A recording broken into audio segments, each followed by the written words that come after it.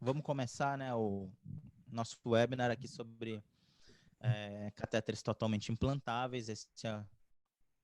Começando o ano aí, os webinars da Sobrice, os webinars solidários. Lembrando que uma parte da renda aí de todos esses webinars é revertida para aquisição de cestas básicas que são doadas em comunidades carentes, né? Essa ação já foi feita em diversos estados e a gente vai prosseguir aí no ano de 2021 mantendo essa proposta. Eu sou o Rafael Noronha, né? Sou tesoureiro da Sobrice, dessa gestão nova aí que iniciou 2021. Eu vou dar início aí apresentando o Dr. Guilherme Asbeck, que vai moderar a sessão. Dr. Guilherme Asbeck é o chefe do Serviço de Cirurgia Vascular e Endovascular do AC Camargo Cancer Center. Então, para começar aí as apresentações, eu vou chamar o Dr. Kenji Nishinari, vai falar sobre catéteres totalmente implantáveis, o acesso ecoguiado nessa situação. Boa noite a todos presentes. Agradeço mais uma oportunidade à Sobrice, o presidente Joaquim, o diretor científico Maurício. Cabe a mim o tema de catéter totalmente implantável, o acesso ecoguiado. Duas datas muito importantes marcaram o desenvolvimento do acesso vascular em pacientes com câncer.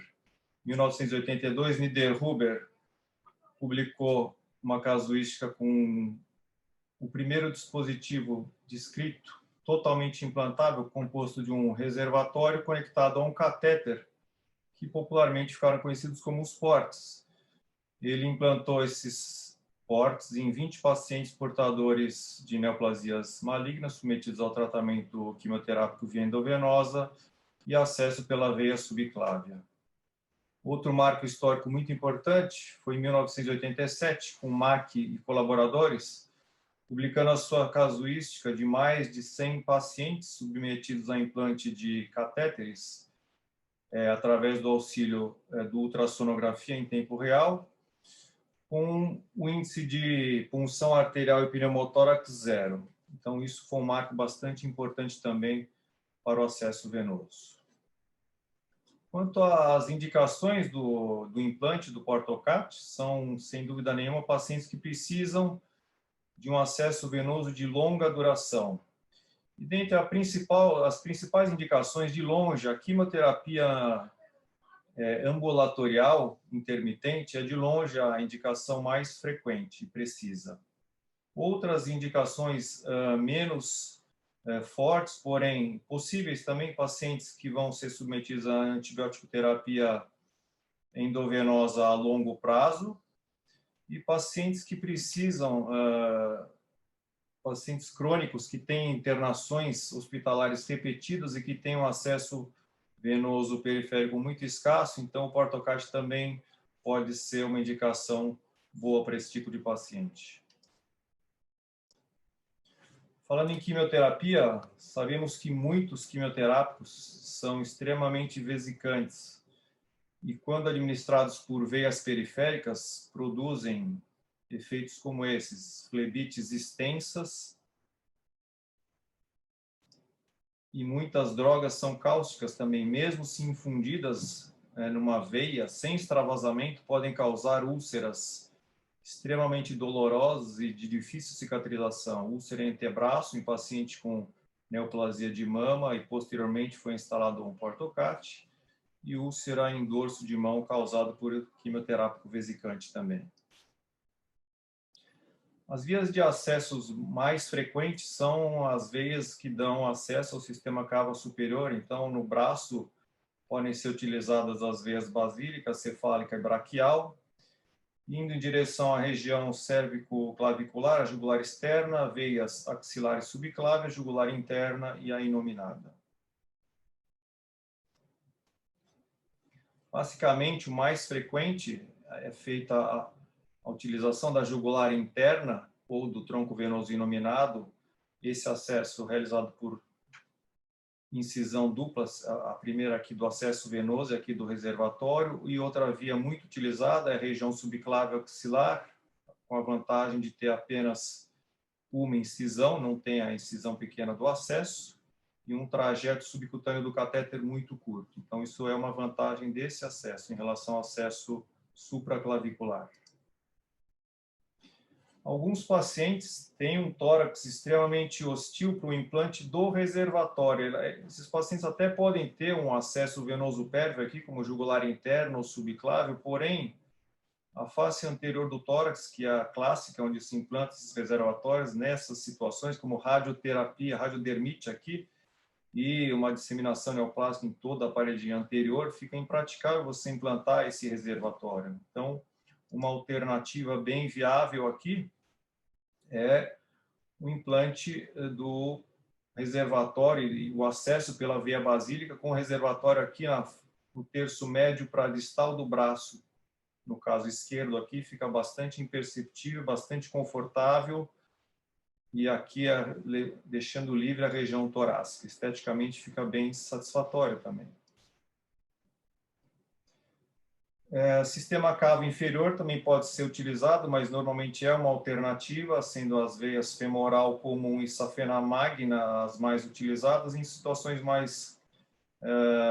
menos frequentes, como obstruções do sistema cava superior, seja por compressões extrínsecas ou oclusões por trombose não recanalizadas e a presença do tórax hostil, como vocês puderam observar.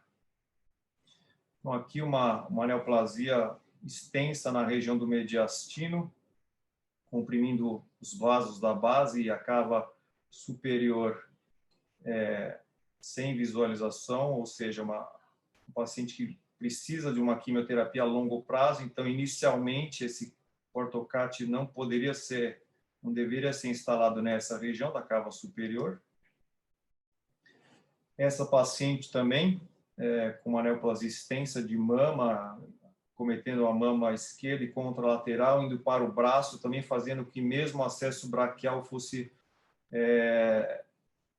pouco indicada nesse tipo de paciente. Então, o acesso em cava inferior, seja através da veia safena ou da veia femoral, é uma boa alternativa nesse tipo de paciente. O reservatório sendo implantado normalmente ou na face anterior aqui da coxa ou na crista ilíaca antero-superior. Em relação às técnicas de inserção, a punção tem algumas vantagens em relação à dissecção. Normalmente a punção é mais rápida e envolve menos manipulação de tecidos e, consequentemente, complicações que a dissecção venosa proporciona. Em relação à punção, ela pode ser feita, como vocês sabem, por parâmetros anatômicos, a punção às cegas ou a punção ecoguiada.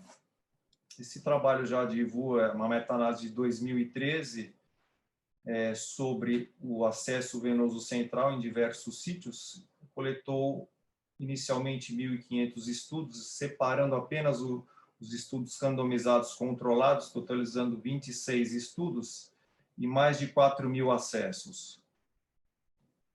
Qual foi o resultado dessa meta-análise? A punção guiada por ultrassom foi superior tecnicamente em relação à punção realizada por parâmetros anatômicos, com redução de risco relativo significativa quanto a vários itens: falha de cateterização, punção arterial, hematoma, pneumotórax e hemotórax. Então, há uma redução de risco relativo em todos esses quesitos e um P significativamente mais baixo para a punção ecoguiada. Daí vem uma recomendação também muito antiga, já de 2012. Essa recomendação é baseada em vários estudos e encontro com especialistas, nas quais o screening e a punção como rotina para implante de catéteres de curta permanência, de longa permanência, o implante de PIC no braço deve ser feito com o auxílio do ultrassonografia. Um nível de evidência A e uma recomendação forte para esses 3 tipos de acesso. Então, para que serve a ecografia no acesso venoso? Para nos dar a posição anatômica exata do vaso alvo da veia, checar o calibre, lembrando que preferencialmente o diâmetro do catéter não deve exceder a 30% do diâmetro do vaso para diminuir o número de complicações trombóticas, checar a perviedade desse vaso, uma coisa muito importante, principalmente quando você está fazendo uma inserção à beira-leito sem um método de imagem concomitante, como a fluoroscopia, é checar para onde foi o seu fio guia, e aí você pode proceder à dilatação. Isso é especialmente importante quando você está à beira-leito e fazendo o implante de um catéter extremamente calibroso, como os de hemodiálise. Então, em relação à anatomia, se você olhar essa imagem estática, você pensa que estamos vendo aqui a carótida direita e a jugular interna direita, que habitualmente ela encontra-se em posição lateral e anterior à carótida, mas tratava-se, eu estou apertando aqui a lateral do pescoço, ou seja, a jugular interna desse paciente, ela era medial. Se você faz uma punção às cegas, é muito pouco provável que você vá acertar, porque normalmente a punção, por parâmetros anatômicos, você faz uma punção sem o pulso carotídeo e vai lateral. Nesse caso, seria muito difícil fazer isso. Uma outra utilidade é, através da ultrassonografia, ver o calibre desse vaso e ver se, dependendo do tamanho do cateter que você vai passar, se é um duplo lumen 7 frentes, se é um Shiley 15,5 frente, você tem a liberdade de escolher qual é o melhor vaso. Então, aqui, como vocês podem observar, jugular interna do lado direito, aqui a carótida, jugular interna direita com um diâmetro semelhante, e esse mesmo paciente, indo para o lado esquerdo, você vê que a jugular interna à esquerda, aqui lateral à carótida, é bem mais calibrosa. Então, se a gente está falando de um catéter 7 frente, provavelmente passar do lado direito não vai ser grande problema. Agora, se nós estamos falando de um catéter de hemodiálise, então talvez o lado direito não seja o mais adequado pelo seu diâmetro. Então, a ultrassonografia, a ecografia imediatamente antes da punção, te dá esse tipo de escolha. Então, uma outra situação. Esse paciente estava em sala comigo, não tinha nenhum sintoma prévio de trombose venosa. Então, e estava na sala para inserção de um portocarte. Quando fui fazer o mapeamento, a jugular interna direita preenchida completamente por trombo, que é a carótida, e a jugular dilatada, sem fluxo. Quando fui mapear subclávia ipsilateral, você vê aqui a artéria subclávia na transição com a axilar, a pleura, fluxo presente, e a veia subclávia na transição subclávia axilar, também preenchida por trombos, totalmente sem fluxo. E o mais curioso é que o lado contralateral desse paciente também apresentava os mesmos achados. Então, ele tinha uma trombose bilateral assintomática e, por isso, foi submetido ao implante de um catéter totalmente implantável na região femoral. Uma outra importância do fio guia é checarmos a direção de progressão do fio guia. Então, aqui, exemplificando aqui uma punção, no plano da veia axilar direita, então, a punção no plano, aqui a veia axilar, aqui a pleura, aqui a infiltração com o anestésico local, a progressão da agulha de punção, 18 gauge, aqui os movimentos respiratórios, aqui uma punção em plano, que estamos vendo todo o trajeto da agulha desde a pele até a penetração no vaso. Penetrou na luz. A seguir, vocês vão ver o guia, só que inicialmente ele foi para o braço, está indo distal o braço. Então, com o próprio ultrassom, a gente muda a agulha, inverte o J e consegue, com o ultrassom, ter segurança que o fio guia foi para a direção correta. Aqui, exemplificando a punção da veia subclávia direita, o fio guia vindo desde a pele aqui, dentro da veia subclávia. Aqui, medialmente, temos a pleura, e na região supraclavicular, vemos o fio guia vindo aqui pela veia subclávia, juntando com a jugular, chegando no tronco venoso inominado, e aqui a pleura. Então, a gente tem segurança que o fio guia foi para a progressão central correta e podemos prosseguir o procedimento. Então, a punção ecoguiada, em relação à agulha, nós podemos visualizar a agulha de duas formas. Visualização em plane, ou seja, existe uma coincidência perfeita entre a agulha em todo o seu trajeto e o feixe do ultrassom. Então, a tradução, isso, na sua tela, qual que é? A agulha você vê em toda a extensão, desde a sua introdução na pele até o centro do seu alvo. Então, essa é a técnica in plane. A outra técnica, out of plane, não existe essa coincidência exata entre a agulha e o feixe ultrassonográfico. Existe apenas um cruzamento entre o feixe do ultrassom e a agulha em determinado ponto. E esse determinado ponto deve ser o centro do vaso. Então, a visualização na sua tela é o vaso sanguíneo no corte transverso e a ponta da agulha cruzando com o feixe do ultrassom. Então, essa é a técnica fora de plano. Em relação à visualização do vaso, basicamente são duas possibilidades.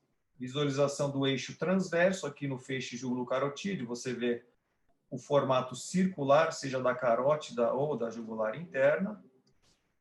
Existe a visualização no seu eixo longitudinal, paralelo ao eixo. Então, a visualização é de uma estrutura retangular. Então, do que consiste a punção ecoguiada? Você usa a técnica in plane ou out of plane e você combina com a visualização transversa ou longitudinal do vaso. Então, aqui à esquerda. Técnica fora de plano. Existe apenas um cruzamento da agulha com o feixe de ultrassom. E a visualização do vaso está no seu eixo transverso. Aqui à direita. Fora de plano, então nós só cruzamos a agulha no plano e estamos vendo o vaso no seu eixo longitudinal. A punção in plane também pode ser feita dessas duas formas. Então, in plane, você deve haver uma coincidência entre o feixe do ultrassom e a agulha em todo o trajeto. À esquerda, estamos vendo o vaso no seu eixo transverso e à direita aqui uma coincidência, uma sobreposição perfeita, e aqui visualização no eixo longitudinal do vaso. Bem, qual é a melhor técnica para a punção? Qual que é a mais vantajosa? In plane, fora do plano, eixo transverso, eixo longitudinal? Então, são poucos trabalhos publicados. Existe uma meta-análise aqui de 2018, comparando a cateterização guiada por ultrassom através de duas técnicas.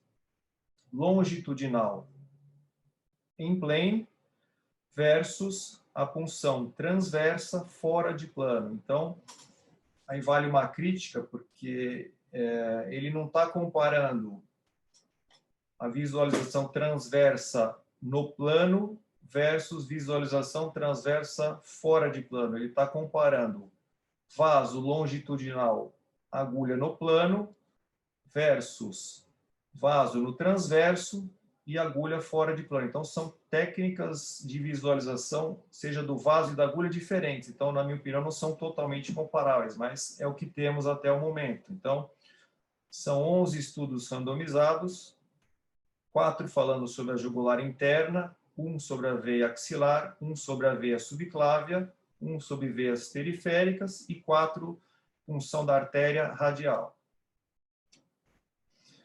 No segmento venoso, o que foi possível tirar dessa meta-análise? Sucesso total, ele separa, e sucesso na primeira tentativa de punção. Então, em relação ao sucesso total, o que ele viu? A visualização da jugular interna no eixo longitudinal, funcionada in plane, Em relação à visualização do eixo transverso fora de plano, o sucesso total foi muito parecido, de 97% a 100% nas duas técnicas, sem diferença estatística entre os dois métodos.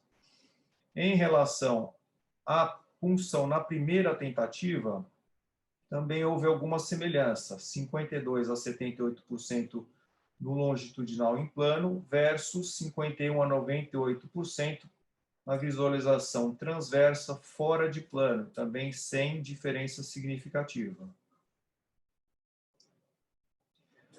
No único trabalho que abordou a punção da veia subclávia, então já há uma diferença. Em relação ao sucesso total, a visualização longitudinal no plano, o sucesso foi baixo, 78%. A punção do eixo transverso fora de plano da subclávia foi de 96% com a superioridade técnica. Em relação à primeira tentativa também, a visualização longitudinal no plano, a tentativa, a punção em primeira tentativa foi abaixo da técnica transversa fora de plano. E isso pode ser explicado, porque para você visualizar a subclávia no eixo longitudinal, a inclinação que você deve fazer do transdutor abaixo da clavícula é muito intensa, e essa visualização não é fácil. Para você fazer isso e ainda no plano, em plano, é quase impossível. Não são todos os pacientes que essa visualização é possível. Então, por isso, essa diferença em favor da técnica transversa fora de plano para a veia subclávia. Em relação à veia axilar, que é uma continuação uma da outra, da axilar, o único trabalho publicado, o que ele fala? Em relação ao sucesso total, o sucesso é parecido da técnica longitudinal no plano, 91%, versus 98% da visualização transversa fora de plano. Em relação à primeira tentativa, há uma superioridade técnica da técnica fora de plano no eixo transverso, 79% contra 47% na visualização longitudinal no plano. Então, exemplificando aqui, uma punção da veia basílica esquerda fora de plano e visualizando no eixo transverso da basílica. Temos aqui a artéria veia axilar, aqui a veia braquial, perdão, aqui a basílica, sendo comprimida pela agulha, já defletiu, retornou à sua forma original, que está a ponta da agulha 21 gauge, a extremidade. Checando na visualização longitudinal a progressão do fio guia para a direção central, o implante do reservatório no terço distal e a punção do reservatório. Esse é um catéter totalmente implantado. Aqui, a punção do tronco venoso inominado à direita, onde colocamos aqui o transdutor na região supraclavicular bem medial. Vamos funcionar no plano, então a agulha entra pela lateral do transdutor para fazer o alinhamento com o feixe do ultrassom. Aqui a veia jugular interna, a carótida. Se inclinarmos em direção ao pé, começamos a ver a pleura aqui, a junção com a subclávia, vendo esse grande tronco venoso inominado, e mais lateralmente para o ombro, a veia subclávia. Aqui é a infiltração do anestésico tópico e a progressão com a agulha 18 gauge. Então, é uma técnica in plane, que nós conseguimos ver a agulha em todo o seu trajeto. Aqui a pleura, estamos muito próximo, mas ao mesmo tempo estamos longe. A punção no plano, nesse grande tronco venoso, e a inserção do fio guia com a progressão central. Aqui, um exemplo da punção da veia axilar, a visualização transversa da veia axilar e uma punção fora de plano, aqui a clavícula direita, o sulco deltopeitoral aqui.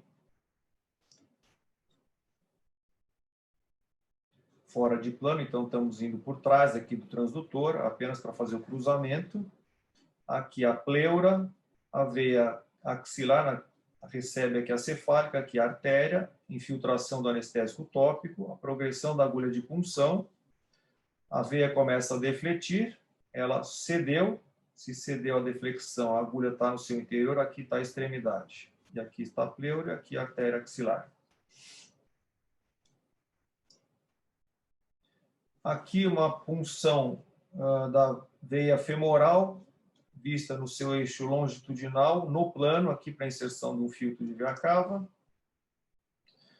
Femoral esquerda. Vamos entrar em plano, portanto, a agulha aqui na lateral do transdutor. Aqui a safena chegando na femoral. A agulha infiltrando o anestésico tópico. E a progressão da agulha 18 gauge. Defletindo, cedeu a deflexão, a agulha em toda extensão vista desde a pele até o interior do vaso. Então, como conclusões, a ecografia é muito útil, deve ser utilizada não só nos acessos venosos, como também nos arteriais, que auxilia muito no melhor alvo para aquele tipo de catéter e para aquela terapia.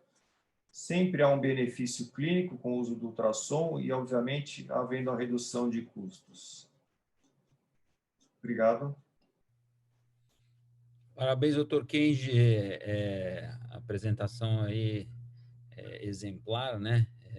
Com vários vídeos. Acho que tirou dúvida de muitos colegas. Salientando que o doutor Kenji foi o chefe do departamento de cirurgia vascular antes da minha atual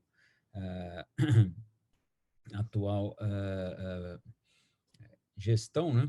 Então, o doutor Kenji tem bastante experiência. Eu e ele, a gente atuou e tem atuado há mais de 20 anos aí no implante dos catéteres, né? Eu acho que a gente poderia deixar as perguntas para o final, se não houver empecilho, e fazer com que o doutor Igor já fale um pouco sobre as complicações relacionadas ao catéter, se não houver empecilho dos palestrantes. Pode ser, doutor Kenji? Ok, para mim tudo bem. Quem Então, manda tá é bom. o presidente e os moderadores. Então, vamos lá, doutor Igor. O doutor Igor vai falar um pouco sobre as complicações, tanto infecciosas ou mecânicas, aí, relacionadas aos catéteres. Doutor Igor, ele é membro também do Departamento de Cirurgia Vascular, atua já há quase 10 anos aí no departamento. Acho que você tem que compartilhar sua tela, doutor Igor.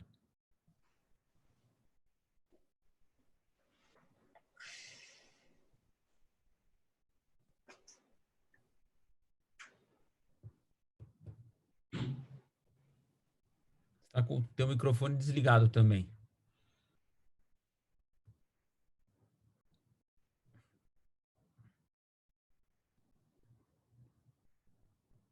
Já.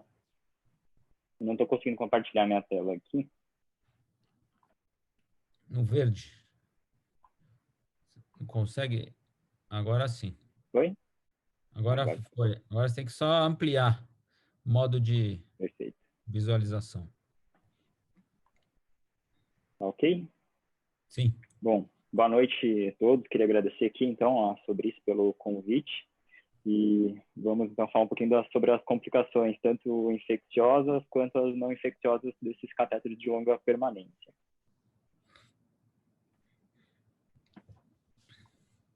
Então, primeiro, falando sobre as complicações infecciosas, essas vão ser, na nossa prática clínica, as mais frequentes e também as mais severas que nós vamos encontrar.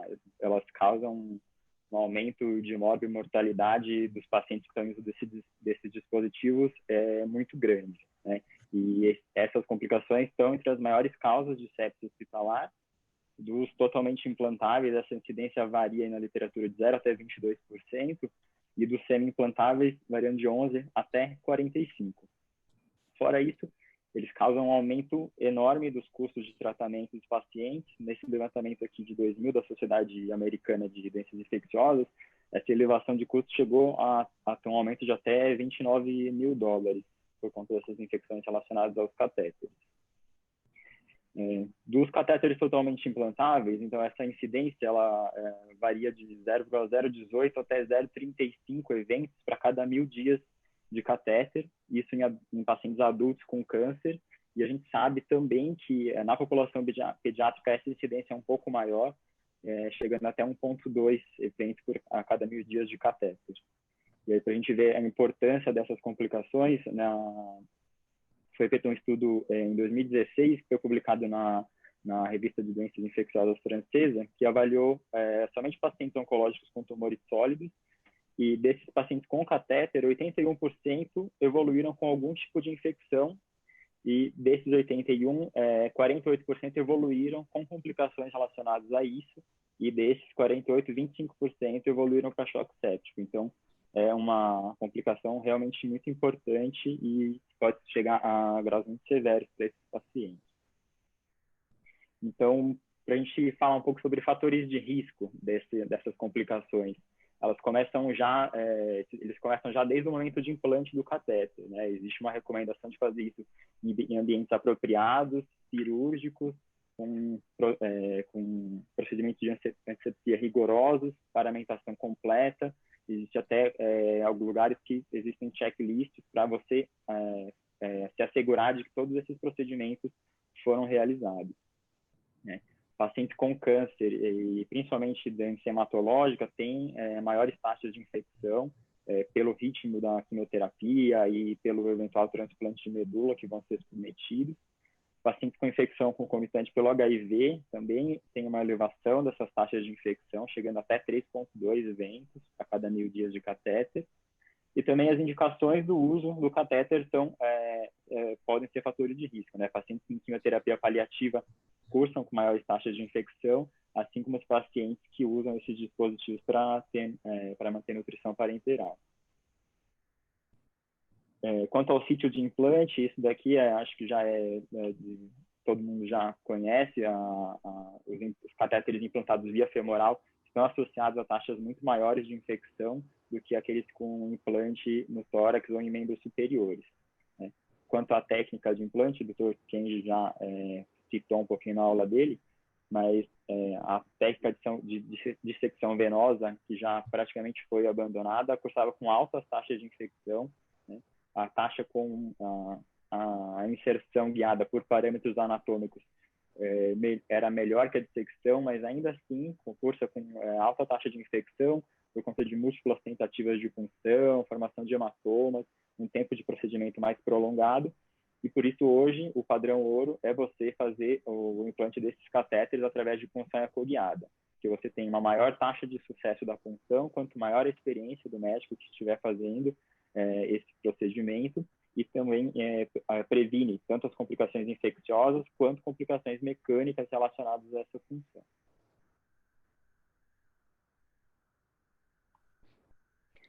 Como que vai fazer o diagnóstico dessas complicações, então? Primeiramente, a suspeita clínica, né? Avaliar sinais e sintomas que o paciente tiver, febre, dor, eritema, e fazer a confirmação microbiológica antes do início desses antimicrobianos.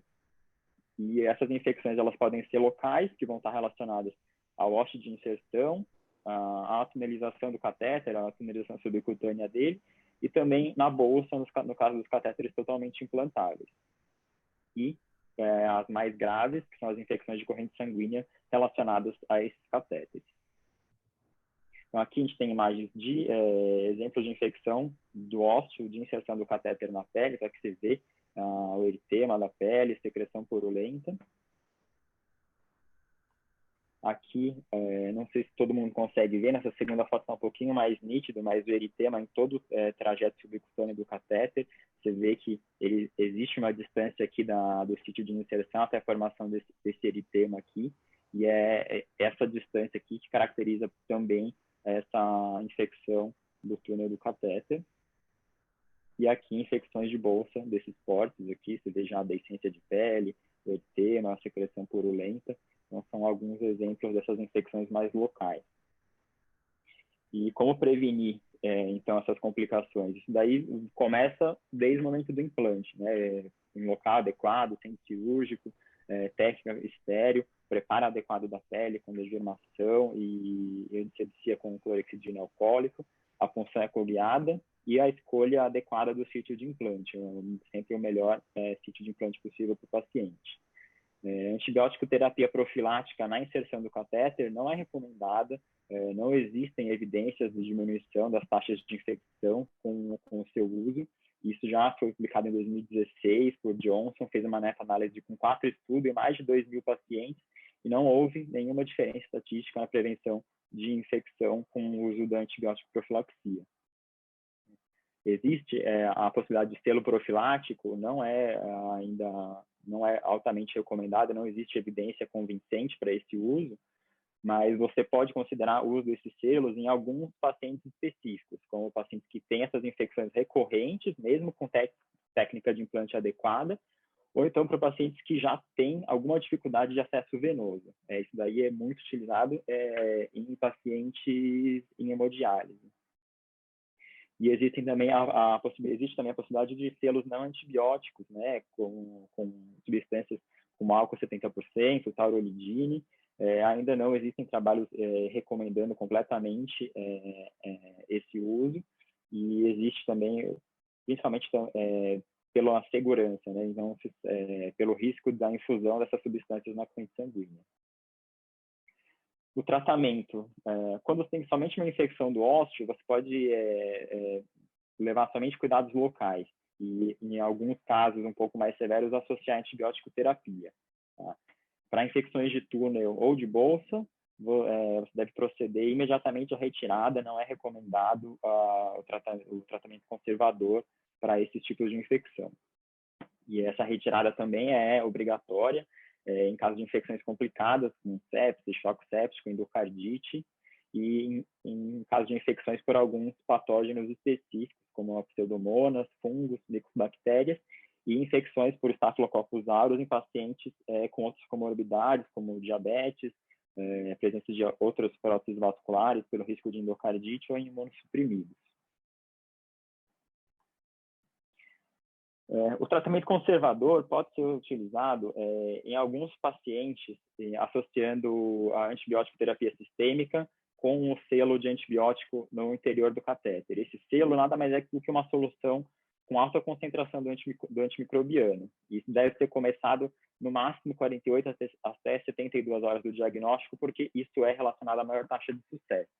E na literatura está bem documentado, chega-se a 88% de sucesso para manutenção do catéter em pacientes que tiveram essa infecção por Staphylococcus coagulase negativo, 60% a 80% de sucesso, aqui publicado nessa revista em 1999, e também no nosso Camargo a gente também teve esse levantamento com 75% de sucesso para a manutenção desses catéteres.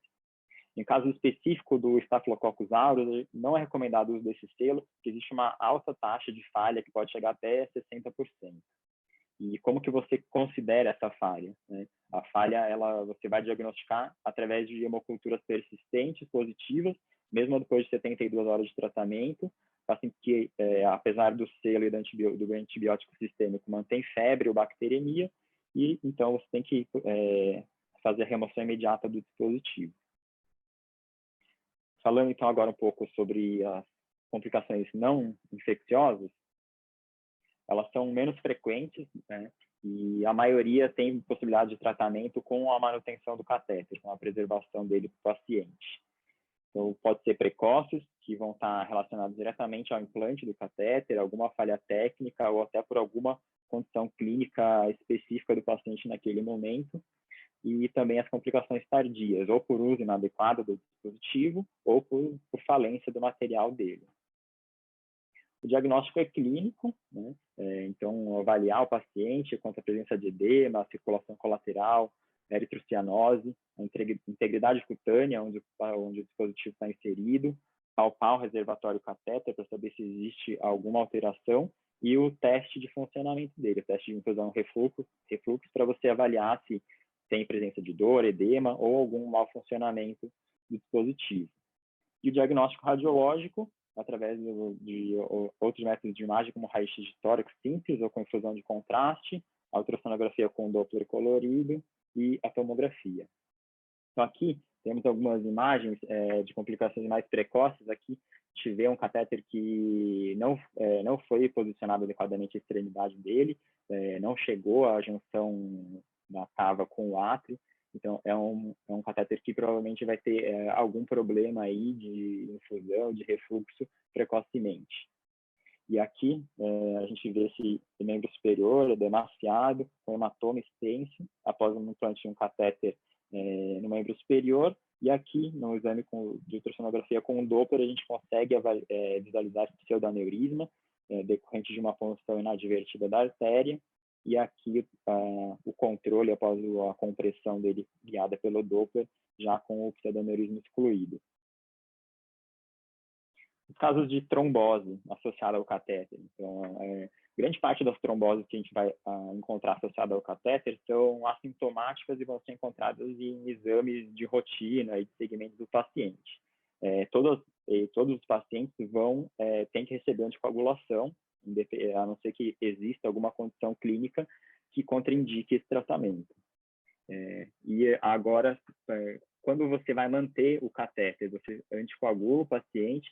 Se esse catéter estiver bem alocado, não tiver nenhum problema de funcionamento, o paciente tiver sintomas leves, o catéter está funcionando adequadamente, e o paciente ainda estiver em uso desse dispositivo, você deve manter esse catéter para o paciente continuar usando e só proceder junto com a anticoagulação. Retirar o catéter apenas quando o paciente tiver um quadro clínico intenso, que não responde, que não haja melhora com tratamento anticoagulante, ou então, se esse catéter já não estiver funcionante, ou então se já é um dispositivo que não está mais sendo usado. Então, aí você faz a anticoagulação e retira o dispositivo. Considerar a possibilidade de fibrinólise quando o paciente tiver um quadro clínico muito intenso e quando você quer preservar essa via de acesso para um paciente que eventualmente necessite de futuros tratamentos. Então, nesses casos, você deve considerar a fibrinólise para manter uma possibilidade pérvia de acesso para esse paciente. Aqui, então, nessa primeira foto, a gente vê esse edema cervical importante, um porte implantado via veia jugular. Aqui, nessa segunda foto, a gente vê esse edema assimétrico importante também, membro inferior esquerdo, relacionado aqui ao catéter implantado via veia femoral. E aqui embaixo, uma paciente que evoluiu com síndrome de veia cava superior, associada ao portocate. Essa paciente foi feito tratamento fibrinolítico e aqui o resultado pós, com melhora desse edema de face, de membros superiores, já com uma melhora bem relevante depois do tratamento. Algumas outras complicações aqui, mecânicas, relacionadas a esses catéteres. Aqui nessas fotos em cima, a gente consegue ver esse catéter que foi invertido, né, provavelmente por alguma manipulação inadequada no pós-operatório precoce, e esse catéter acabou sendo invertido, por isso que é importante sempre fixar esse catéter em 2 pontos, para que isso aqui não aconteça. Aqui embaixo, a gente vê um catéter que foi obstruído por precipitação de medicação. Então, você vai perder esse catéter por conta da medicação que você acabou infundindo através dele. Aqui, um extravasamento de quimioterápico. Então, você já vê aqui, logo depois do extravasamento, eritema intenso. E aqui, evolução pós, com uma extensa necrose de pele. Aqui você já vê o catéter exposto.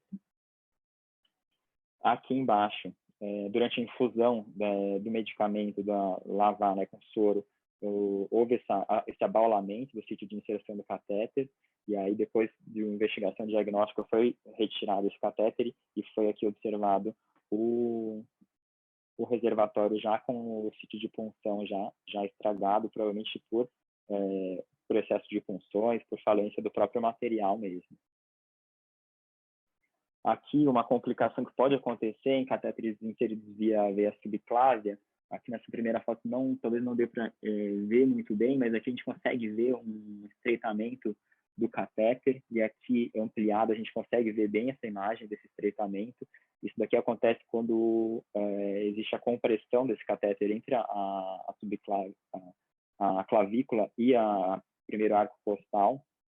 Isso daqui pode ocorrer disfunções do catéter desde o momento do implante, com dificuldade de infusão e refluxo, e a médio e longo prazo, esse catéter pode sofrer fraturas. Aqui a gente vê um extravasamento de contraste, e aqui o catéter já com essa fratura parcial, mas isso também pode acontecer com uma fratura completa e com embolização da parte distal do catéter e depois com a necessidade da captura dessa extremidade através de outra via de acesso.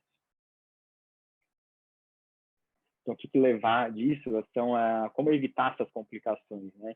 A gente tem que ter uma padronização de técnicas de inserção dos catéteres, do acesso e da manutenção deles, né?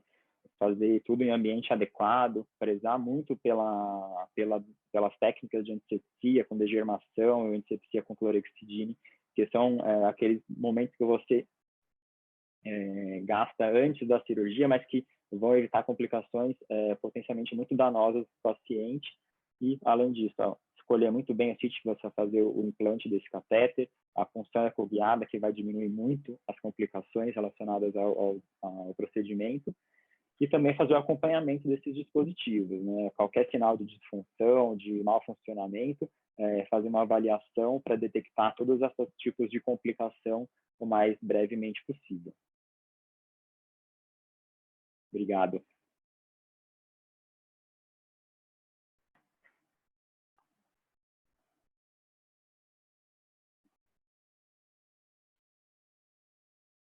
Está com o áudio desligado. Rafael, pode falar. Tá ouvindo o áudio agora? Estou ouvindo. Obrigado aí. A conexão não está boa, doutor Rafael. Falando sobre as técnicas endovasculares para o tratamento das estenoses e tromboses benignas da veia cava superior.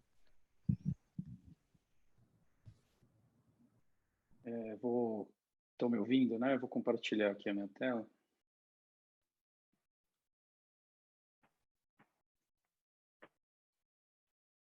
Vocês estão vendo a tela, não?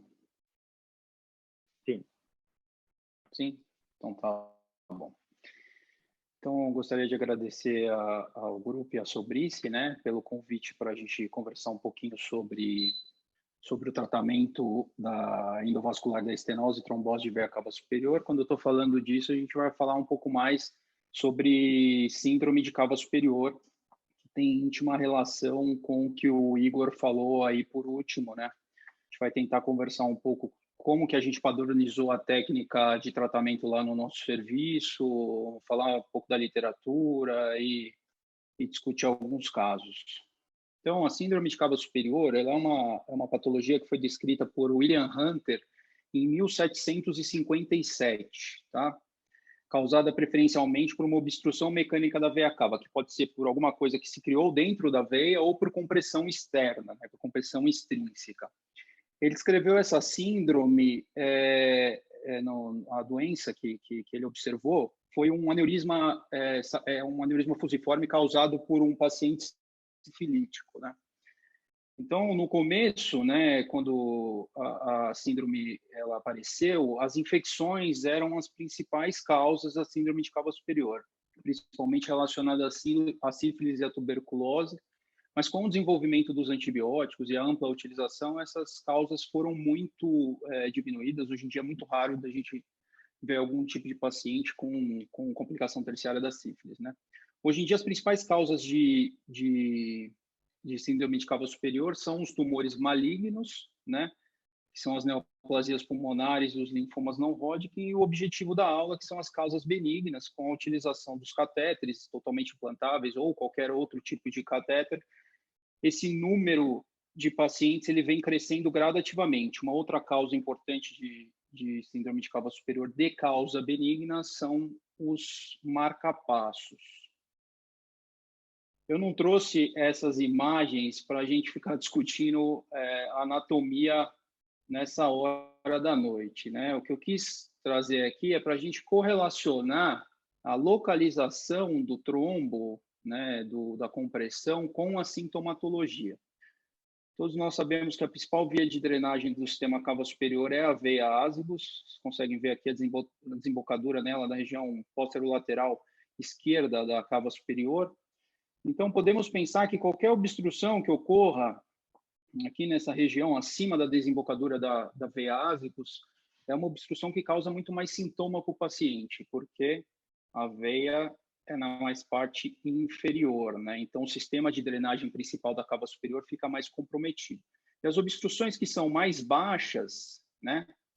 Aqui, mais ou menos nessa região, são obstruções que levam menos sintomatologia, porque o sistema de colateral da cava superior, ele acaba se desenvolvendo mais rapidamente. Uma outra coisa que é importante é que, geralmente, tromboses agudas de cava superior, ela gera uma sintomatologia muito mais rápida, e obstruções ou compressões extrínsecas, a depender do crescimento da lesão, geralmente é uma sintomatologia um pouco mais frustra, um pouco mais devagar, e dá tempo ainda do paciente desenvolver toda a rede de circulação colateral local. Isso aqui é um outro dado interessantíssimo, né? Que toda vez que a gente pensa em síndrome de cava superior relacionada a catéter ou qualquer outra causa, nós pensamos exclusivamente na veia cava, e isso não é uma verdade, né? A gente tem que pensar, toda vez que a gente pensa em síndrome de cava superior, nas veias centrais. E quais são elas? É a veia subclávia, o tronco braquicefálico e a veia cava superior, né? A veia axilar é considerada uma veia central? Não é considerada uma veia central e não tem relação com síndrome de cava, né? Geralmente, as veias que sofrem e podem causar síndrome de cava superior são essas 3 veias que eu citei agora. Para vocês terem uma ideia, se você for fazer uma pesquisa rápida na literatura, agora eu estou falando de causas benignas, né, relacionadas a catéter, a principal veia que sofre, né, que leva a trombose, é o tronco braquicefálico direito, né? Por que o tronco braquicefálico direito? Porque a grande maioria dos catéteres nós passamos por via do lado direito, tá? E geralmente, se você posiciona esse catéter um pouco mais alto, que eu vou falar um pouquinho mais posteriormente, né, ele leva a trombose nessa localização aqui.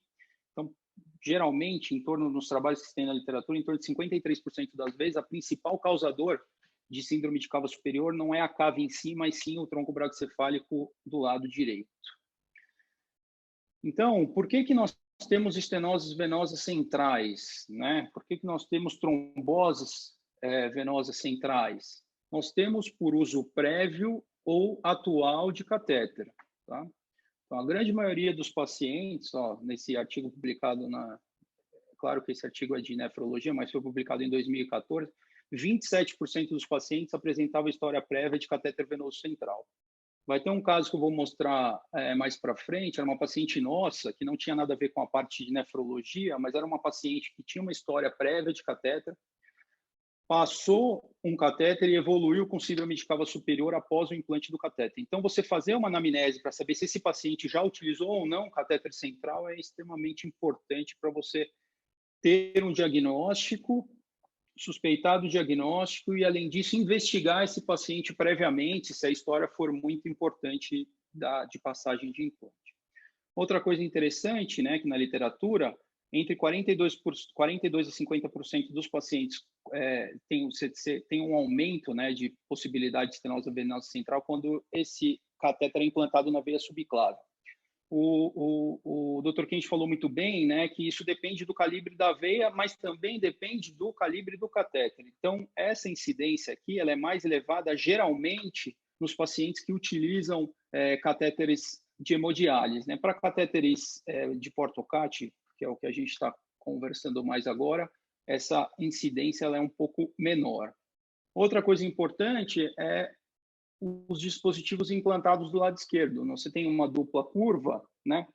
E se você geralmente posiciona a ponta do seu catéter comparado quando você posiciona igual, tenta posicionar igual o do lado direito, esse catéter ele geralmente fica mais alto. Porque à esquerda, quando o paciente sai da posição e vai para a posição supina, geralmente o catéter ele sobe em torno de 1 a 1,5 centímetro. Né? Então, dispositivos implantados do lado esquerdo, geralmente a gente tem a tendência de colocar a ponta do catéter um pouco mais baixa do que nós colocaríamos quando o dispositivo foi implantado à direita. E outra coisa extremamente importante, que eu acho, na minha opinião e na opinião nossa do grupo, que é uma coisa que tem que se tomar cuidado, é aonde você vai posicionar o seu catéter, né? Esse é um catéter de diálise, mas se a gente ver aqui, é um catéter que está aqui na altura do broncofonte do lado direito, né?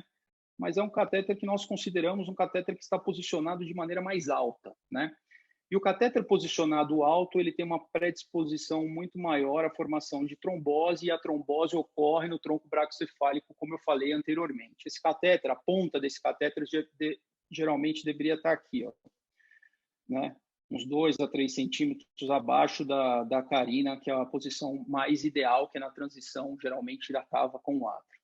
Então, muito se pergunta, né, qual que é o tratamento endovascular da trombose relacionada a catéter, ou da estenose venosa central relacionada a catéter, e o principal tratamento não é a realização do tratamento, e sim prevenção, né? Acho que a gente teria que conversar bastante também, discutir bastante como prevenir que o paciente evolua para uma estenose venosa central. E uma maneira muito importante de prevenir é você ter uma técnica adequada na hora do implante e colocar o seu catéter com uma ponta numa localização mais adequada. Porque quanto maior o calibre da veia, menos chance tem da quimioterapia ou do que você vai utilizar entrar em contato com a parede do vaso, e também tem menos chance de você evoluir para trombose. Então, quando que nós devemos tratar as estenoses venosas centrais? Então, o paciente chegou lá para vocês, com uma tomografia, tem uma estenose lá de cava superior. O paciente é totalmente assintomático. Ele merece tratamento? Não merece tratamento, tá? Os pacientes com estenose ou trombose venosa central, eles só merecem tratamento quando forem sintomáticos.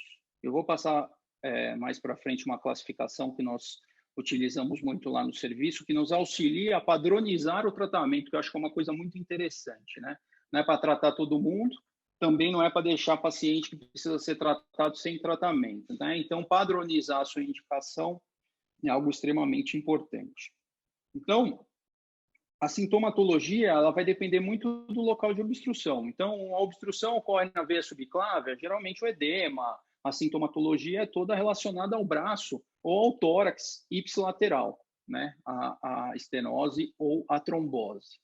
Se há um acometimento do tronco braquicefálico, geralmente a hemiface do paciente também é comprometida, né? Porque afeta a drenagem tanto do membro quanto da face. E se há um acometimento da cava superior, geralmente a sintomatologia é muito mais exuberante. Você pode ter sintoma neurológico, sintoma laringotraqueal acompanhado do quadro clínico, mas o edema do paciente geralmente é de face bilateral e de ambos os membros superiores. Então, aqui é uma classificação que não é nova, né? Que nós usamos muito lá no nosso serviço para orientar em qual paciente merece a intervenção, tá? É uma classificação publicada por Kish em 1993, que ele dá graus, né? Aqui do lado direito, né? São graus vai de 1 até 4, a depender do sintoma do paciente. Então, um exemplo aqui. O paciente tem dor de cabeça. Isso é muito frequente da gente encontrar em pacientes que têm síndrome de cava superior. Então, se esse paciente ele tem dor de cabeça, ele já ganha um grau número 3, tá? Claro, o paciente está em coma, é um grau maior, né? Aqueles pacientes que têm ortopneia, edema de laringe, aí você já vê um grau 3 também. Aquele paciente que tem dilatação venosa na região do tórax ou no pescoço, é grau 1. E aí você soma, né, esses diferentes graus. Kish score acima de 4 é um indicativo importante para você intervir nesse paciente. Porque esse paciente está tão grave que ele merece uma intervenção imediata para alívio de sintoma. Tá? Isso é importante. Então, chegou lá no paciente, ele está com dor de cabeça importante e está com disfagia, esse paciente ele merece um tratamento imediato, porque você precisa remover esse trombo para que a circulação e a drenagem venosa elas melhorem de maneira o mais imediata possível. Então, deveremos intervir em todos os pacientes? Não. E essa é uma classificação que nós usamos lá, que nos auxiliem muito a indicar para quem intervir. Porque em quem você não vai intervir, a anticoagulação ela é o tratamento de escolha, né? Como o Igor falou, ela deve ser mantida para todos os pacientes, mas em alguns pacientes que não são classificados, né, não atingem o score de Kish de 4, a anticoagulação é um tratamento de primeira linha, porque ela é efetiva em mais de 88% das vezes, tá? Então, a grande maioria dos pacientes, eles não são tratados. Tratamento inicial, devido à efetividade alta, é a anticoagulação. Então, quando a gente fala de tratamento, é claro, nós temos duas possibilidades, né? Muito difícil a gente conversar, né, sobre cirurgia aberta, mas ela ainda é uma possibilidade. Mas, na grande maioria das vezes, nós indicamos o tratamento endovascular. Quando nós falamos de tratamento endovascular em comparação com o tratamento cirúrgico aberto, isso já foi comparado na literatura, né? Um estudo publicado no European Journal of Vascular Surgery, em 2017, ele acabou comparando o tratamento da síndrome de cava superior, tratamento cirúrgico endovascular, com o tratamento cirúrgico aberto de etiologia benigna, que é o que nós estamos comentando aqui para vocês. Então, o que ele encontrou, né? Isso aqui, do lado da esquerda, é a patência, e aqui é o acompanhamento, o follow-up, né? O follow-up foi até de 60 meses. Então, ele encontrou aqui a linha amarela, a cirurgia aberta, e a linha cinza aqui é a cirurgia endovascular. Então, o que ele encontrou? Que nos primeiros... É o que a gente encontra na grande maioria dos procedimentos endovasculares, né? No primeiro momento, a patência ela é muito semelhante. No médio prazo, essa patência continua muito semelhante e as curvas acabam se afastando no longo prazo. Então, o que ele conclui com isso, né? Que a terapia de escolha para pacientes de síndrome de cava superior de etiologia benigna é a terapia endovascular, porque é muito menos invasiva e tem resultados semelhantes a médio prazo. Essa conclusão aqui é o que a gente tem na grande maioria dos pacientes que tratam de maneira endovascular, né? Você precisa fazer um segmento regular, porque o número de reintervenção, em comparação com a cirurgia aberta, ele é maior para você manter uma patência a longo prazo, né? Uma coisa que a gente tem que pensar quando a gente está falando em reintervenção é que o tratamento inicial ele tem que ser um tratamento adequado e tem uma técnica específica para fazer esse tipo de tratamento, porque senão a sua reintervenção ela pode ser prejudicada se você utilizar uma técnica inadequada no tratamento desse segmento. Então, quando a gente fala do tratamento endovascular, é aquilo que eu falei para vocês, por que a gente indica nesses pacientes com mais graves, né, com sintomatologia mais exuberante? Porque ele chega a promover um alívio rápido dos sintomas, em torno de 97% a 99%, né? A dor de cabeça, geralmente, é um sintoma que tem um alívio imediato. O edema de face, geralmente, ele resolve em 24 horas. E o edema de tronco e membros superiores acabam resolvendo em torno de 2 a 3 dias. Eu acho que essa aqui é a parte mais interessante da aula que a gente... da aula não, né? Desse webinar aqui da parte de tratamento, né? Quais são os elementos essenciais no tratamento da doença, tanto da estenose quanto da trombose de sistema cava superior? Eles são dois, né? É o diâmetro. Quando eu estou falando de diâmetro, eu estou falando você avaliar qual é o diâmetro do vaso a ser tratado, né? Porque todo dispositivo que você vai colocar dentro do vaso, ele tem que respeitar esse diâmetro. Se você subestima o diâmetro, você não está fazendo o tratamento adequado. E se você superestima o diâmetro, você pode romper a veia. Então, ter a medida adequada do diâmetro é um parâmetro essencial para você realizar um tratamento adequado e definitivo. E outra coisa que você tem que avaliar sempre é avaliar o recolhimento elástico, tá? Falando do diâmetro, nós temos algumas formas de tentar medir o diâmetro, né? A primeira delas é tentar medir o diâmetro através de angiotomografia, né?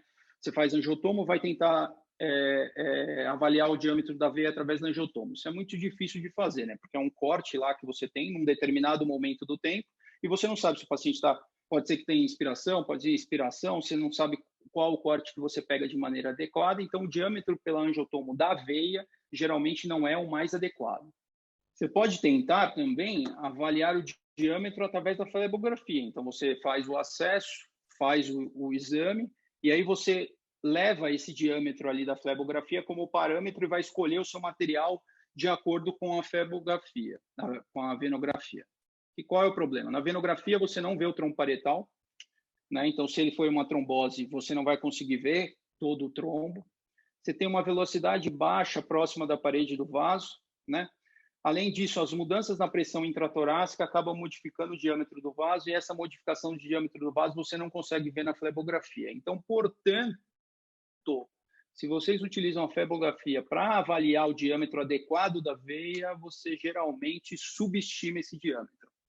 E se você subestima esse diâmetro, você não tem como dizer que você está fazendo o tratamento adequado. Porque a escolha do balão, da angioplastia, do que você vai ser feito, vai depender da escolha em relação ao diâmetro. Então, se você balonar uma veia com o diâmetro subestimado, e aí persistiu lá o recolhimento elástico, a circulação colateral, ou o fluxo não está adequado, não dá para dizer que você fez o tratamento adequado. Você subestimou o tamanho da veia. Então, colocaram um stent, por exemplo, numa veia que você balonou de maneira subestimada, não é a maneira mais correta de tratamento. Então, lá no nosso serviço, na grande maioria dos serviços também, há uma padronização que quando a gente vai fazer o tratamento dos pacientes com síndrome de cava superior ou qualquer angioplastia de estenose de cava superior, a gente usa o IVUS para fazer as medidas, né? O IVUS ele auxilia muito para você fazer a medida adequada, para você avaliar o vaso, se tem trombo, se não tem trombo, né? Você fazer todo o controle pós-tratamento. Tem caso que você pode utilizar o IVUS sem utilizar o contraste. Um paciente nosso lá recentemente, nós colocamos um filtro de veia cava totalmente guiado pelo IVUS. Então, é uma ferramenta que precisa entrar mais na nossa prática clínica diária, principalmente no tratamento das doenças venosas centrais. Falando um pouquinho agora do recolhimento elástico, a definição do recolhimento elástico é uma recorrência da estenose após angioplastia adequada de 50% ou mais, tá?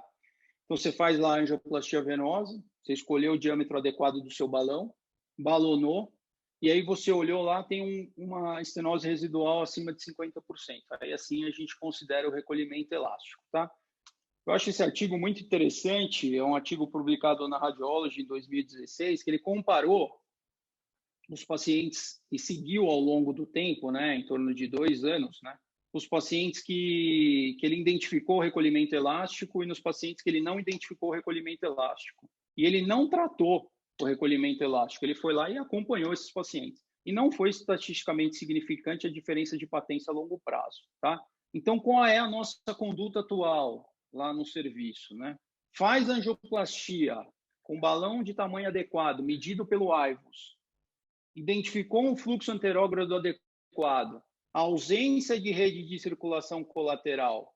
Isso aqui é interessante também. Abertura adequada do balão com resolução da cintura fibrótica, acabou o tratamento, mesmo que você não tenha um resultado estético perfeito que você teria com o implante do stent. Todos nós aqui sabemos que o stent de nitinol colocado em qualquer parte do organismo, em veia, em artéria, ele promove uma restenose, uma restenose elevada. E para esse segmento, vou mostrar um pouco mais para frente, a taxa de patência ela é muito ruim, né? Não chega a 25%. Então, na grande maioria das vezes, nos nossos casos atuais, nós não estamos utilizando mais stents nesse segmento, nós estamos fazendo uma angioplastia com medidas adequadas e respeitando essas 3 características, né? Terminou o procedimento, está com fluxo bom, não tem rede de circulação colateral, rompeu cintura fibrótica, na grande maioria das vezes a gente interrompe o procedimento, mesmo achando que tem algum grau ali de estenose venosa. Quando a gente fala de ATP isolada, né, as taxas de patência elas são ruins, né? ATP aqui, ó, com balão convencional, taxa de patência de 28,9% em 6 meses. E essas taxas de patência a gente consegue melhorar com a utilização de balão de alta pressão. Já sobe uma taxa de patência de 60% em 6 meses, com uma patência secundária de 60% em 1 ano, com reintervenções sem stent, tá vendo? Né? Sem a colocação do stent. Isso é uma controvérsia também na literatura e todas as discussões que a gente tem relativas a esse segmento é se o stent ele piora ou não a reintervenção.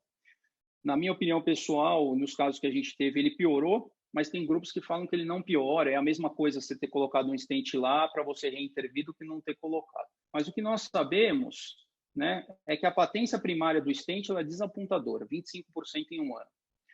Eu coloquei aqui que dificulta as reabordagens, essa é a minha impressão e a impressão também desse artigo publicado aqui em 2014.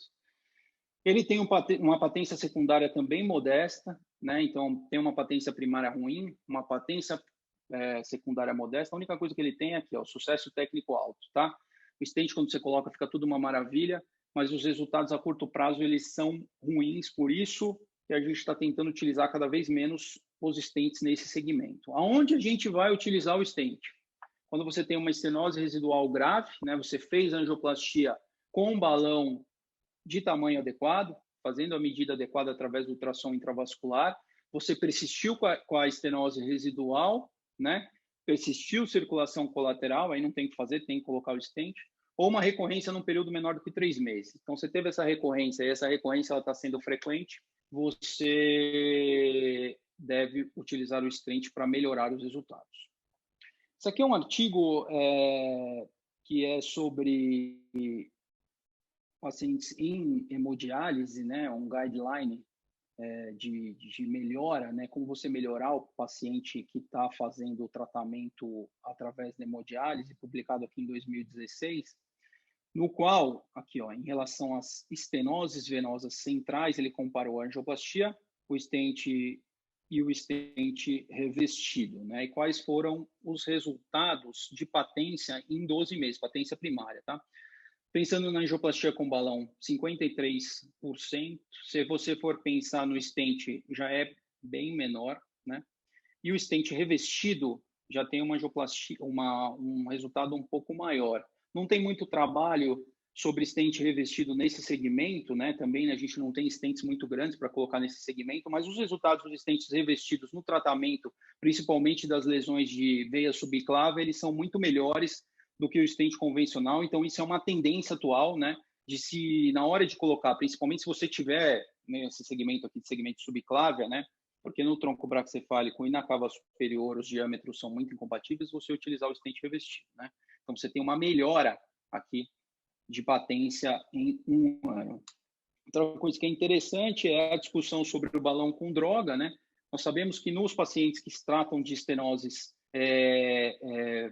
por fístula, né, o paciente que tem estenose venosa e faz hemodiálise, o balão com droga, ele tem um resultado, não é que seja controverso, tem estudos que falam que ele funciona muito bem, tem estudos que falam que ele não funciona, mas o que a gente sabe é que, na grande maioria das vezes, ele tem funcionalidade, desde que você prepare o seu vaso de maneira adequada. E para você preparar o seu vaso de maneira adequada, você precisa ter medidas adequadas da veia ser tratada. Utilizar balão com droga em cava superior é muito complicado, porque ele não tem o diâmetro, né?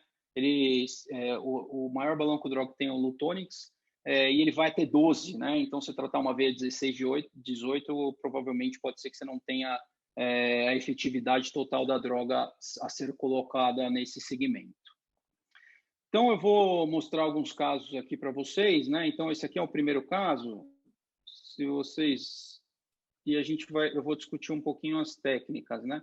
Então, quando a gente faz em relação ao acesso, o acesso ele pode ser feito tanto por via superior, pelas jugulares, pela basílica, pela subclávia, quanto pode ser feito também por via femoral, tá? Ou às vezes até a gente utiliza-se de acesso duplo, né?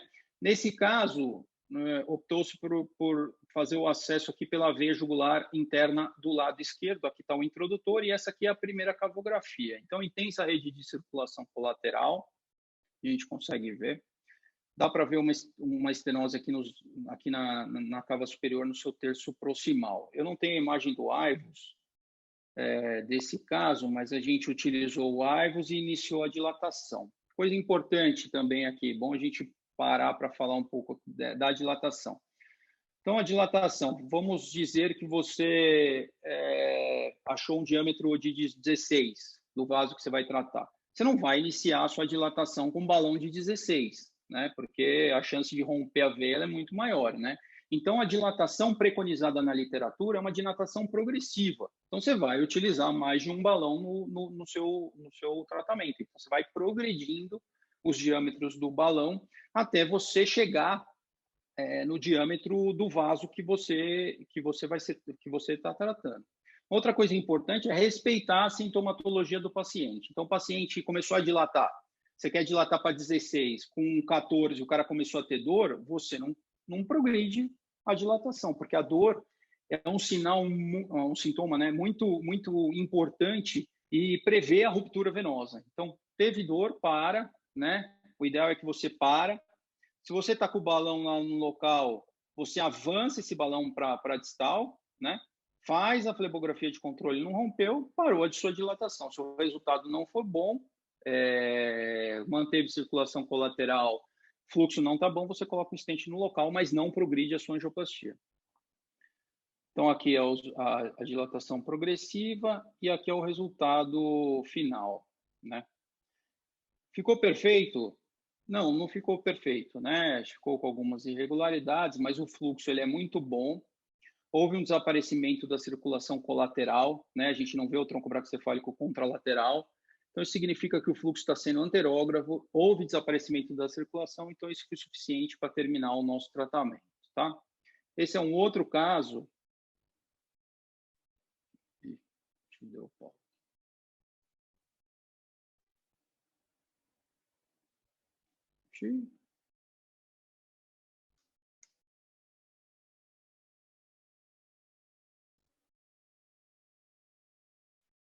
Foi, será? Vocês não estão vendo, né? Não. Volta esse slide. Volta para passar de novamente. Deixa eu ver se eu consigo passar. Que agora ele pulou. Deve ter travado pela internet. Mas esse caso aqui, ele era um caso que a paciente ela tinha é um paciente com portocate. Nessa região aqui, que é na cava superior, aqui, ó, ela tinha uma dilatação importante agora acho que vai. Ela tinha uma dilatação, ela tinha uma estenose importante da cava e nós tentamos fazer angioplastia com balão, né? Foi tentando a dilatação progressiva do balão, conforme eu conversei anteriormente, mas o resultado ele não foi satisfatório, né? Ficou uma estenose e persistiu a circulação colateral. E por persistir a circulação colateral, nós optamos pelo implante do stent. Outra coisa interessante é que a gente vê na literatura é que se o paciente ele tem uma estenose de cava e nos troncos braquicefálicos bilateralmente, se há necessidade ou não de você fazer um kissing stent. Na grande maioria, não, né? A gente vê que isso a resolução do sintoma, na grande maioria, ela ocorre se você posiciona o stent para um lado só, tá? Então, só de posicionar um stent para um lado, isso já faz com que a sintomatologia do paciente desapareça. Bom, agora deu Paulo. Bom, eu acho que esse era acho que deu algum problema aqui na internet, provavelmente teria que entrar. Deixa eu ver se ele vai para frente. Ele está indo, mas indo muito devagar. Então, o que eu queria dizer era isso, né? Tem um último slide aqui, tem uma imagem do Ivers, mas provavelmente ela não vai passar. Mas o que eu queria falar como conclusão é que a coisa mais importante quando a gente pensa de tratamento de estenose venosa central é prevenir essa estenose venosa central, né? E a melhor forma de você prevenir a estenose venosa central é você posicionar o seu catéter de maneira adequada. Então, tomar muito cuidado aonde você põe a ponta do catéter, principalmente nos pacientes que você faz a inserção por via do lado esquerdo, tá? Posicionar a ponta do catéter na cava superior ou na transição, na junção cava-atrial, é a parte mais importante aí do procedimento e, com certeza, se você fizer isso na sua rotina diária, com técnica adequada, provavelmente você vai prevenir a grande maioria dessas lesões.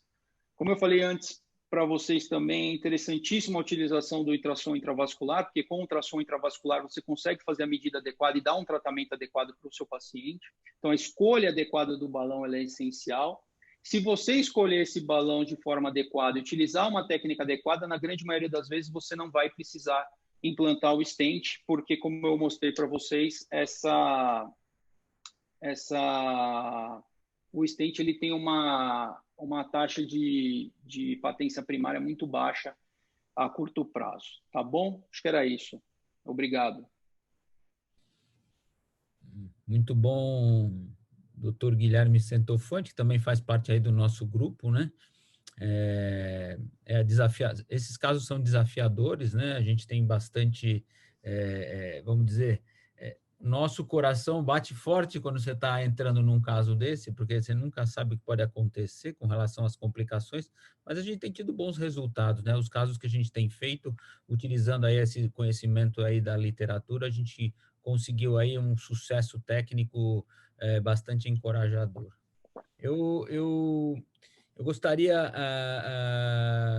de fazer algumas perguntas, então, para os palestrantes. A gente tem primeiro uma pergunta que foi feita para o Dr. Kenji nesses question and answers. Eu acho que é interessante a gente colocar aqui que o Dr. Edson ele colocou qual seria a preferência de punção do Dr. Kenji, né? E se a escolha de uma destas 4 modalidades de punção vai depender do local puncionado. Eu não sei, acho que vale a pena o Dr. Kenji colocar aí a experiência dele em relação aos acessos, né? Ele colocou aqui no chat, mas acho que vale a pena colocar isso novamente. Então, só voltando ali em relação às técnicas, né?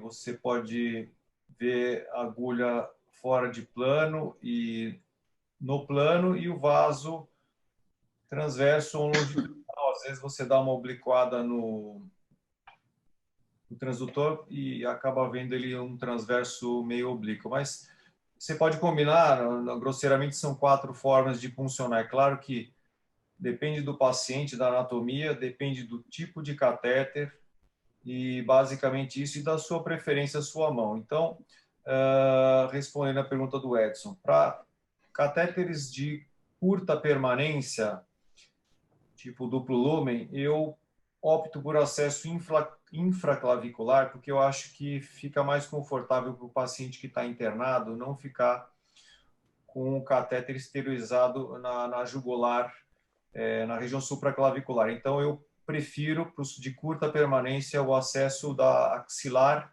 ou da subclávia. Para pacientes que necessitam de catéter de longa duração, então vamos separar. Ortocate, a minha preferência é a veia subclávia esquerda.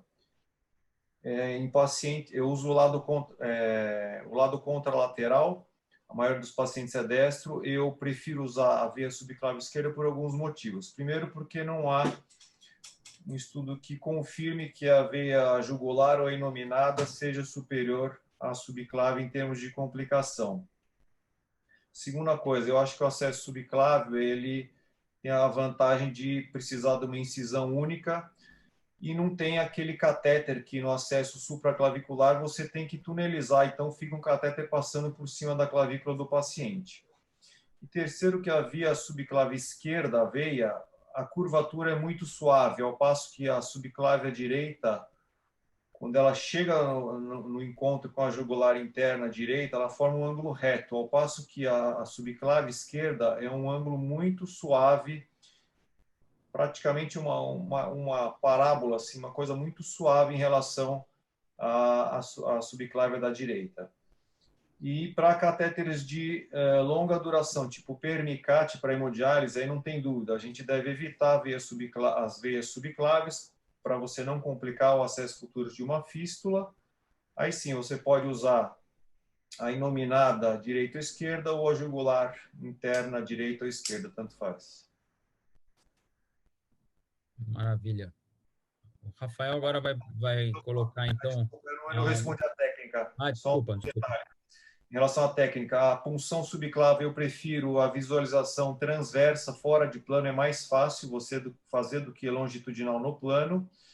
E na região supraclavicular eu sempre faço a punção no plano e no eixo transverso, seja da jugular ou no tronco venoso inominado, não tem muito jeito, tem que ser no plano mesmo para você evitar uma complicação, uma perfuração na técnica fora de plano.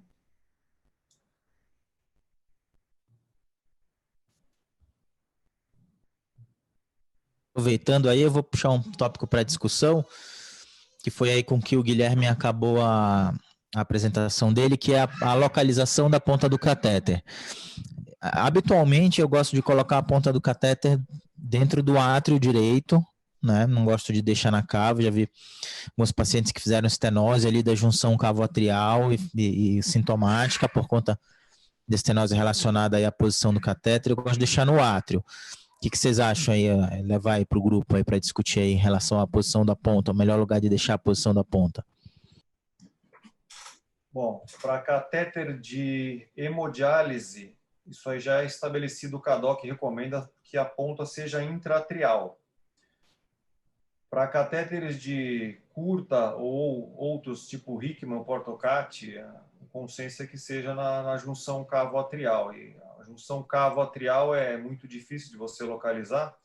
Talvez o método mais propício para você fazer isso é o método fisiológico, que é o eletrocardiograma intracavitário, que através da especulação da onda P ao máximo você consegue localizar esse catéter exatamente na junção cavo-atrial.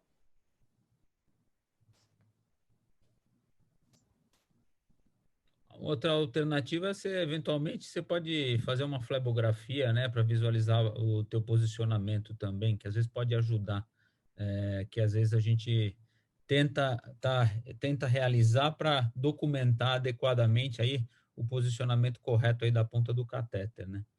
Tem não sei se alguém mais quer falar sobre esse posicionamento, doutor Centofante, doutor Igor. Acho que o que a gente falou bem, né?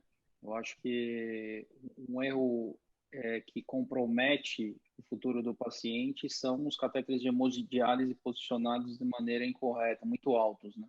Porque além de promover trombose e sintomatologia imediata, você pode comprometer a confecção de fístulas e etc. E também comprometer, de forma às vezes até definitiva, a cava superior do paciente como sistema de drenagem de acesso, né? Então, posicionar o catéter de diálise dentro do átrio direito é uma recomendação do CADOC, né? E é uma recomendação que deve ser utilizada no nossa prática diária, que é um catéter mais grosso, né? Então, ele causa problema realmente se você deixar ele mais alto. Existem duas perguntas que são parecidas, da doutora Bruna, né? Que acho que eu vou direcionar para o doutor Igor, mas a gente direciona para todos os palestrantes também. Qual seria o tempo ideal de anticoagulação, né, nos pacientes oncológicos com trombose associada ao catéter, em duas situações em que se mantém trombose da veia jugular sintomática e trombo na ponta do catéter em achado de exame de imagem? E um outro, o doutor Lucas pergunta algo semelhante, né? Já nas tromboses intrínsecas assintomáticas, exemplo de um achado de trombo pericatéter de diálise, também seria necessária anticoagulação. Então, eu coloco aí inicialmente o doutor Igor para responder, depois a gente abre para os palestrantes.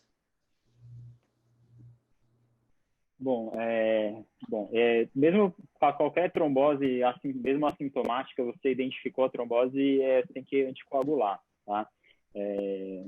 E a duração dessa anticoagulação aí vai variar. Se você não tiver nenhum problema que force você a remover o catéter, você faz essa anticoagulação enquanto o catéter estiver lá. E especificamente para os pacientes oncológicos, a gente mantém a anticoagulação até que o paciente esteja livre de doença, tá? No caso da trombose jugular sintomática, se você iniciar a anticoagulação e a paciente não apresentar nenhuma melhora de sintoma, a solução aí é retirar o catéter. A não ser que eu seja uma paciente que precise desse acesso e não tenha nenhuma outra opção, aí você pode discutir isso. Mas se você tem uma trombose sintomática que não melhorou com o tratamento e a paciente tem queixas, você pode acabar retirando esse catéter daí. Alguém quer essa é uma boa discussão, né? Trombose de ponta de catéter, o que fazer? Até porque a maioria é assintomática, paciente que vem, que faz uma tomografia por algum outro motivo, faz uma tomografia de tórax para reestadiamento, e aí ligam da radiologia, ligam do pronto-socorro que achou um trombinho na ponta do catéter. Que eu saiba, tem um artigo só retrospectivo, onde... Desculpa, minha bebê. Tem um estudo só retrospectivo que a metade dos pacientes... Retrospectivo, então, metade dos pacientes eles anticoagularam, metade dos pacientes só foi feito segmento. E eles não observaram diferença de desfecho, né? Mas, mais uma vez, é um estudo com uma casuística pequena e retrospectivo, então não pode ser tomado como parâmetro. Eu tenho por mim que quando eu faço, quando chega para mim, eu anticoagulo. Independente do tamanho ou da posição do trombo. Achou um trombo pericatéter ali, anticoagula, enquanto ele estiver ali. Sim. E vocês? Com relação aí aos guidelines, né, que falam tanto da American Society of Clinical Oncology, da CCP e da International Society of Thrombose and Hemostasis, eles preconizam que trombose associada ao catéter é igual a anticoagulação. Independente se você tem um trombo na ponta, se é um trombo na veia, então você tem a necessidade de anticoagular. E é como o doutor Igor falou, se você tem se preconiza, é o que a gente faz, a gente anticoagula, enquanto o catéter está locado, você está utilizando o catéter, você mantém a anticoagulação plena. Assim que você retira o catéter, aí você pode pensar em suspender a anticoagulação, desde que tenha sido realizado um curso de pelo menos 3 meses de anticoagulação. Aí você poderia estar retirando aí a anticoagulação. Doutor Kenjo, doutor Centofante, gostaria de falar alguma coisa sobre trombose só da catéter? Acho que isso já foi muito bem dito aí, né? Eu acho que para deixar bem claro, né? O tempo mínimo de anticoagulação é 3 meses. Quando tiver com catéter, mantém a anticoagulação. É uma padronização, isso aí já está descrito em guideline, né? É só uma lembrança aí que é uma coisa que muita gente pergunta, se der trombose relacionada ao catéter, não precisa tirar o catéter, né? Mantém o catéter e ele em uso, pode utilizar. Acho que tem mais alguma pergunta? Tem, do Leandro. O Leandro perguntou aqui, tem um problema crônico em função dos serviços de hemodiálise na minha cidade, onde os pacientes ficam muito tempo com os acessos venosos sem resolutividade para o segmento de fístulas, transplante ou diálise. Qual o tempo ideal de permanência de um catéter de permicate? Quanto menos, melhor, Leandro. Se tiver condição de fazer uma fístula autóloga, é melhor ele ficar sem permicate. Os pacientes cronicamente, esses nefropatas, eles perdem muito acesso porque trocam muito de acesso, é um acesso mais calibroso e isso vai gerando complicações oclusivas dos acessos. Então, pensando no transplante futuro, a não ser que ele tenha um doador em potencial, mas se é aquele paciente que está na fila esperando, o melhor para ele é ficar sem catéter, com uma fístula autóloga.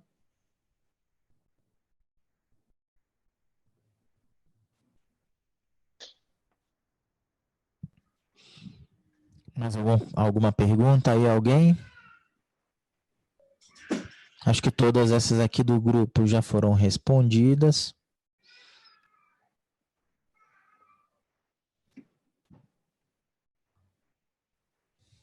Do Leandro É isso.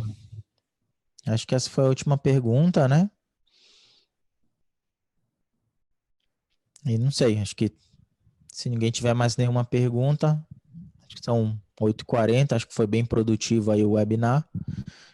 Quer fazer mais algum comentário, Yasbeck?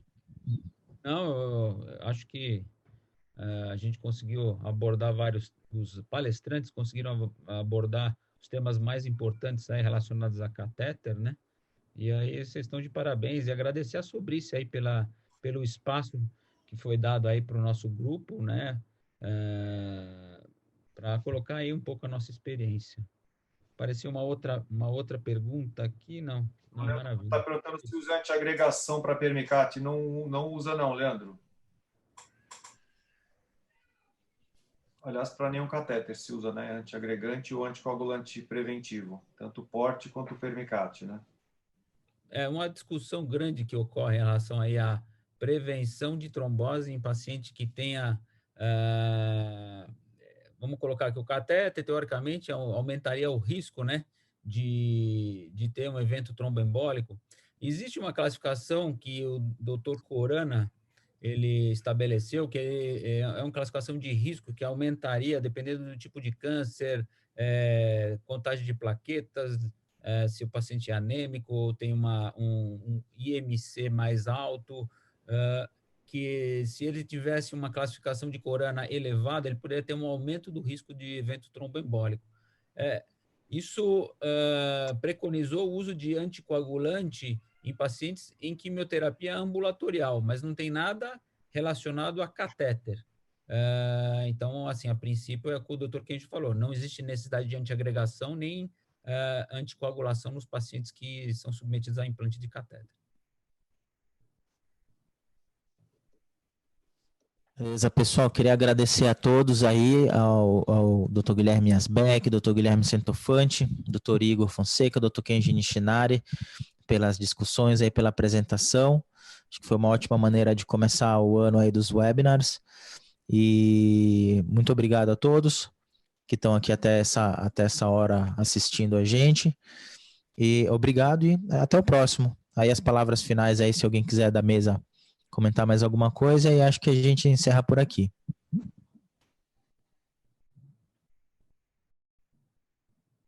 Então, boa noite aí, pessoal. Boa noite. Obrigado. Boa noite. Obrigado. Boa noite.